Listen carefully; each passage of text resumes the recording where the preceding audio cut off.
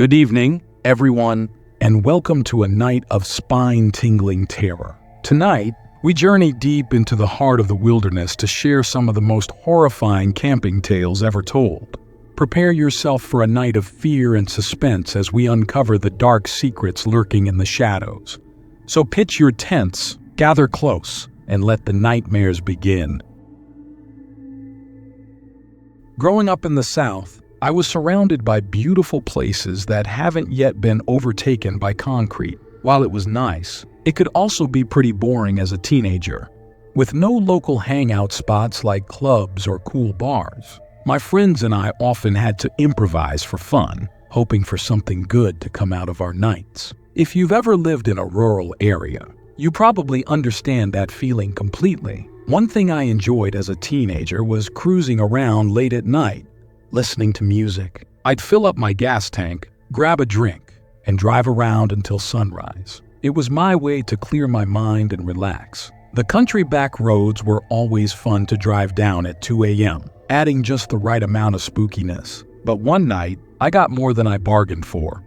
It was summertime, probably around July, as I was out of school and remember it being a comfortably cool night. I was cruising around, carefree, with my music blaring. I decided to head to a park out of boredom. This park was at the end of a long, desolate country road, but it was a pretty drive. The road, though paved, became isolated with fewer and fewer houses as you got closer to the park. The whole drive took about 20 minutes, and I enjoyed it for the creepy, adventurous feel. The park itself, not open for camping and mostly consisting of walking and biking trails through miles of woods, was dead at 3 a.m. I did a slow loop around the park, and thanks to a storm the night before, I encountered a fallen tree blocking the road. It wasn't a massive tree, but there was no way I could get over it in my car. The pitch black around me, lit only by my headlights, ruled out backing up the entire way I had come. Instead, I decided to back up into the grass beside me and then turn around. Everything was fine until I tried to pull back onto the road. The grass was wet and muddy, and my car went nowhere, with the back tires spinning in place. Scared, I took out my cell phone and saw that I had service. A huge relief. I called my parents, who were pretty pissed but agreed to pay for a tow truck. They couldn't help as they both drove small sedans. I was about 45 minutes from home and civilization, so I knew I'd be stuck there for at least an hour. I tried to stay calm, listening to music and browsing my phone. It was then that I noticed a field full of deer in front of my car. There must have been at least 40 of them, just walking around and eating grass. Seeing 80 eyes reflecting back at me was alarming, but I was relieved it was just deer. They eventually went back to their business, and I continued to wait. After about 15 minutes, my parents called back to let me know the tow truck was still about an hour and a half away. I was frustrated but understood it was my fault. I locked my doors, laid back, and tried to nap to pass the time. I woke up 45 minutes later with an intense feeling of being watched. It's a sixth sense kind of alarm, and waking up to that feeling in my situation was terrifying. I checked my surroundings but saw nothing. Grabbing a pocket knife, I felt very scared despite seeing and hearing nothing. The deer were still in the field, which surprised me, but it was somewhat comforting to see they hadn't moved much. I called my parents again for an update on the tow truck but didn't mention my feeling. I didn't want to worry them more since it was just a feeling with nothing to back it up. After a short call, I hung up and immediately panicked. The deer were all staring in the same direction, towards the woods beside them. I couldn't see what they were looking at, but I put on my high beams and waited, honking my horn with no reaction from the deer. After a minute, they all suddenly ran away at full speed. The field was empty within 20 seconds, leaving me petrified. I knew staying in my car was safest, but I felt like a sitting duck. 15 long minutes passed before I saw lights breaking through the tree line. The tow truck had arrived, and the lights felt like a rescue from heaven. I jumped out, asked if he had a gun, and quickly explained my experience. He assured me it was probably a bear or bobcat and had a shotgun in his truck for safety. He cleared the fallen tree and pulled my car out. Though nonchalant, I was badly shaken. As we drove away, I kept looking around, feeling uneasy. I glanced in my rearview mirror and saw a man step out of the tree line and into the road where my car had been. My heart stopped, and I lost my breath, realizing he might have been watching me the whole time. I couldn't make out details, but just knowing he was there was terrifying. As soon as we hit the main road, I sped home, not caring about stop signs. I was too scared to do anything else. I ran inside, quickly thanked and apologized to my parents, and went to my room, unable to sleep. I searched online for any similar incidents but concluded the man might have been a squatter or homeless. The unknown was the scariest part. Years later, I told my parents the full story, which freaked them out too. I never went back to that park and stopped doing late-night cruises, even with friends. The experience left me feeling uncomfortable and on edge, and I hope to never meet that man in the woods again. I live in a rural area about 30 minutes west of Palm Springs in Southern California. One day, my cousin and I decided to hike in some hills about 20 minutes north of Oak Glen.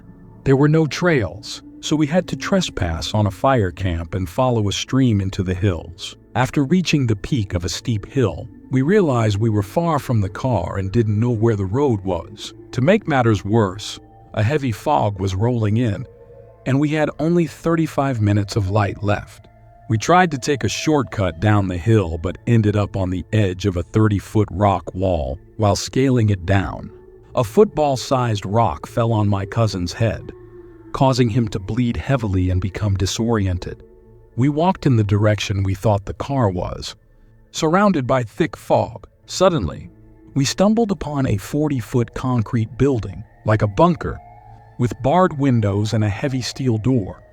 My cousin felt drawn to it, but I had a bad feeling and refused to let him go in. Soon after, the fog lifted slightly, and we found a foot trail.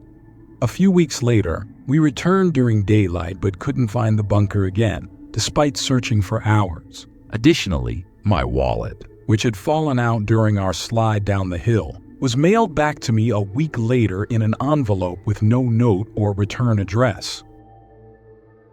I'm an 18-year-old male who moved with my mom to a remote farmhouse on the east side of Australia about a year ago.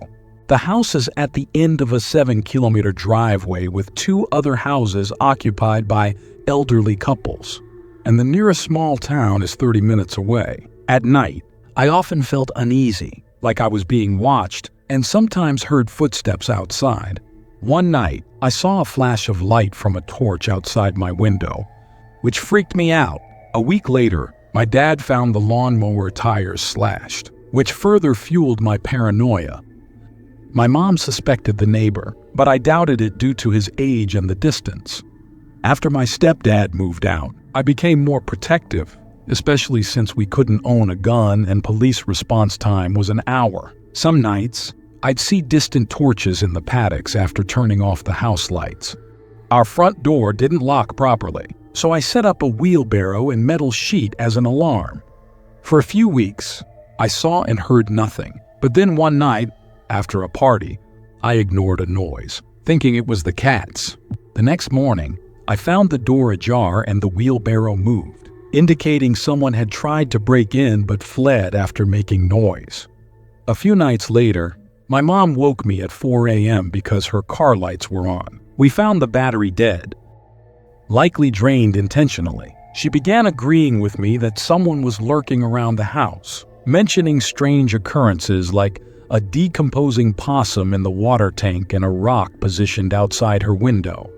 We felt increasingly uneasy, especially since our neighbor's house had dogs and guns, making us an easier target. After enduring these unsettling events for months, we decided to move. Nothing was ever stolen, but I believe someone with sinister intentions was messing with us. I'm a teenager living with my mom in the middle of nowhere. The nearest town is almost an hour away. and the only nearby places are a gas station and a bar. We know everyone around, so seeing an unfamiliar face is suspicious. A few years ago, late at night, my mom was watching TV in the living room while I was using the computer in the kitchen, just a few feet away. Suddenly, my mom saw someone staring at her through the front door window. He wore a hood that obscured his face. Startled, my mom asked what he wanted. The man, in a miserable tone, asked for help with his car, but there was no car in sight. He was gripping his pockets tightly, which made my mom uneasy. She declined to help, and he eventually left, but we later heard faint weeping outside. A year ago, we found a small metal plate jammed in our front door's strike plate, preventing it from locking. We have no idea where it came from, but it seemed deliberately placed. This reminded me of the hooded man, and I feared it was related, as if someone had sinister intentions. When I was 17 or 18, I was driving home from a friend's house after a movie marathon. It was around 1 a.m. and my gas light came on. As a 110-pound teenage girl, I was paranoid about stopping that late in the middle of nowhere. The first gas station I found was well lit and in an open space. I pulled up to the pump, checked my mirrors, and got out to pump gas. A normal-looking guy came out of the gas station shop and started smoking. The pump kept clicking off, so I tried to fix it. The guy watched and laughed, which I assumed was just him finding amusement in my struggle. After getting only a quarter of a gallon, I decided to move to a new pump. I got back into my car, locked my doors, and checked my mirrors before moving. I saw the guy walking towards my car, so I rolled down the passenger window to keep him away from the driver's side. He stuck his head through the passenger window and asked for a ride, claiming his car broke down and he needed to go just a half-mile up the road. I declined, stating I didn't know him. He then looked angry, yanked at my door, and reached for the inside handle through the window. My car was still running, so I slammed it into first gear and sped off, slamming the door shut as I drove away. I called the police, and they checked the gas station cameras. After I left, the guy got into his red SUV and drove off. If I hadn't locked my doors, let him come to the driver's side window, or shut my car off, I would have been in serious trouble.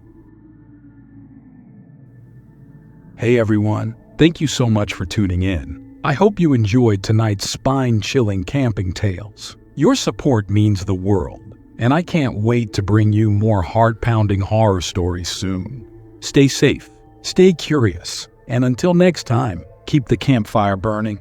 Like and share this video, and don't forget to subscribe the channel.